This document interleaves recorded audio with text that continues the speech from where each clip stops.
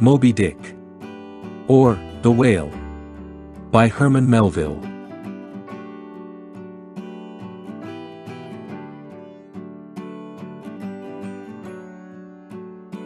Chapter 7. The Chapel. In this same New Bedford there stands a whaleman's chapel, and few are the moody fishermen, shortly bound for the Indian Ocean or Pacific, who fail to make a Sunday visit to the spot. I am sure that I did not. Returning from my first morning stroll, I again sallied out upon this special errand. The sky had changed from clear, sunny cold, to driving sleet and mist. Wrapping myself in my shaggy jacket of the cloth called bearskin, I fought my way against the stubborn storm. Entering, I found a small scattered congregation of sailors, and sailors' wives and widows. A muffled silence reigned, only broken at times by the shrieks of the storm. Each silent worshipper seemed purposely sitting apart from the other, as if each silent grief were insular and incommunicable. The chaplain had not yet arrived, and there these silent islands of men and women sat steadfastly eyeing several marble tablets, with black borders, massoned into the wall on either side the pulpit. 3 of them ran something like the following, but I do not pretend to quote. Sacred to the memory of John Talbot, who, at the age of 18, was lost overboard, near the Isle of Desolation, off Patagonia, November 1, 1836. This tablet is erected to his memory by his sister.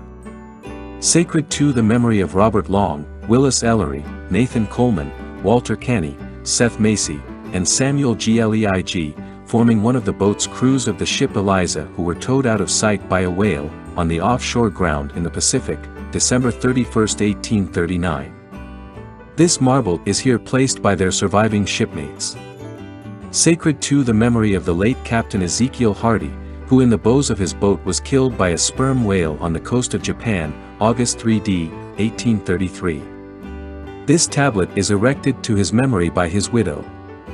Shaking off the sleet from my ice-glazed hat and jacket, I seated myself near the door, and turning sideways was surprised to see Queequeg near me.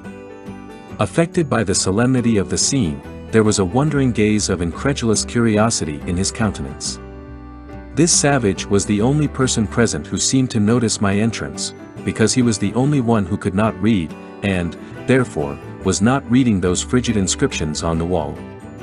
Whether any of the relatives of the seamen whose names appeared there were now among the congregation, I knew not, but so many are the unrecorded accidents in the fishery, and so plainly did several women present wear the countenance if not the trappings of some unceasing grief, that I feel sure that here before me were assembled those, in whose unhealing hearts the sight of those bleak tablets sympathetically caused the old wounds to bleed afresh. Oh!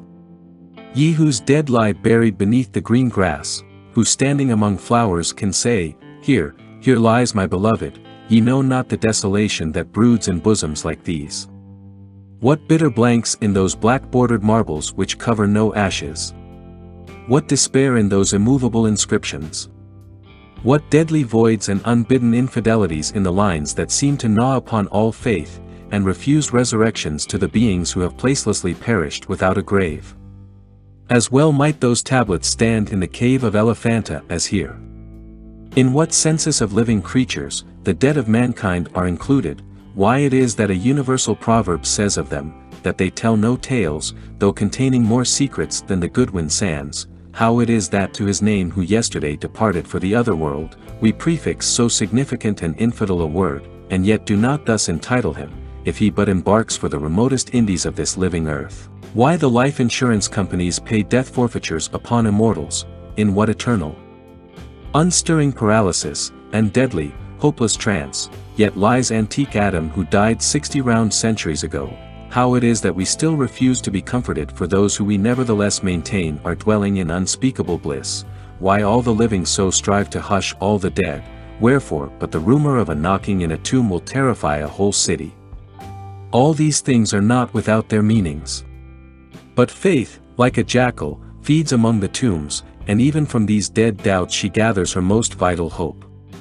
It needs scarcely to be told, with what feelings, on the eve of a Nantucket voyage, I regarded those marble tablets, and by the murky light of that darkened doleful day read the fate of the whalemen who had gone before me. Yes, Ishmael, the same fate may be thine. But somehow I grew merry again. Delightful inducements to embark, fine chance for promotion, it seems, a stove boat will make me an immortal by brevet. Yes, there is death in this business of whaling, a speechlessly quick chaotic bundling of a man into eternity. But what then? Methinks we have hugely mistaken this matter of life and death. Methinks that what they call my shadow here on earth is my true substance. Methinks that in looking at things spiritual, we are too much like oysters observing the sun through the water, and thinking that thick water the thinnest of air. Methinks my body is but the lees of my better being.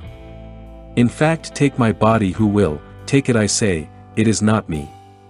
And therefore 3 cheers for Nantucket, and come a stove boat and stove body when they will, for stave my soul, Jove himself cannot. Thank you for watching. If you are returning to the Classic Masterworks channel, welcome back.